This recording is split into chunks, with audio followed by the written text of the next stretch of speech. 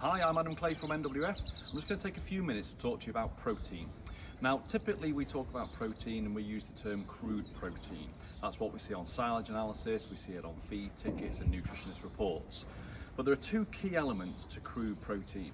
One of them is rumen-degradable protein. So that's the element of the protein that goes into the rumen, it feeds the bacteria. Bacteria feed on that protein and they multiply and they break down the feedstuffs in the rumen, they produce rumen acids and they're metabolized by the cow.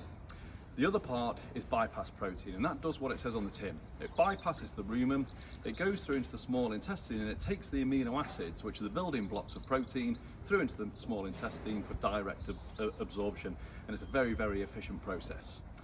Now, typically in the UK, our feeds that we supply for protein basis are grass silage, fresh grass, perhaps lucerne, peas, beans, maize distillers and wheat distillers, and rapeseed meal.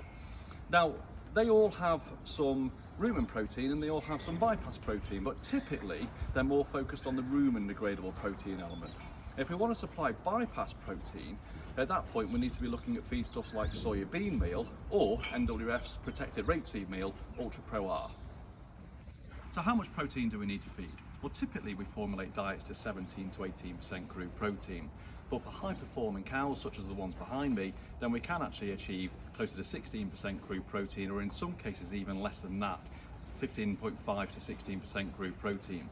Now, to achieve that though, what you need is a very effective, healthy rumen and a very well-balanced diet, which has the correct split between rumen-degradable protein and bypass protein. Now, how do you know whether you've got it right or not? Well, if you're underfeeding protein, then typically your cows may be producing less milk, their dung may be a little bit stiff, your later lactation cows might be just putting on a little bit of weight and getting a bit too fit, and also your milk ureas might be on the low side. If you're feeding too much protein, then what you often see is that actually cows might be yielding quite well.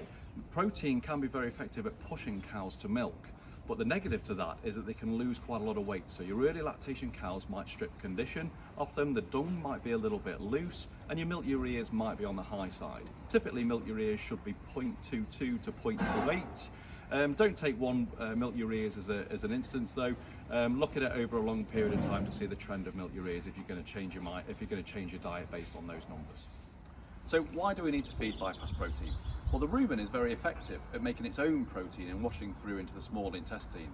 But for high performing cows, and particularly cows achieving a high peak yield, and it's very important that they achieve a high peak yield because that sets them up for the lactation, the rumen just can't create enough protein. And therefore we need to feed some raw materials that are very high in specifically bypass protein itself. NWF, in their Cheshire manufacturing site, protect soya bean meal on a product called Ultra Soy, and rapeseed meal and a product called Ultra Pro R. Now, the manufacturing process tightens the bonds of the protein so they pass through the rumen until they get to the more acidic conditions of the small intestine. This enables the bypass protein to work its way through for direct absorption and very, very effective, efficient absorption to allow the cows to achieve their peak yields.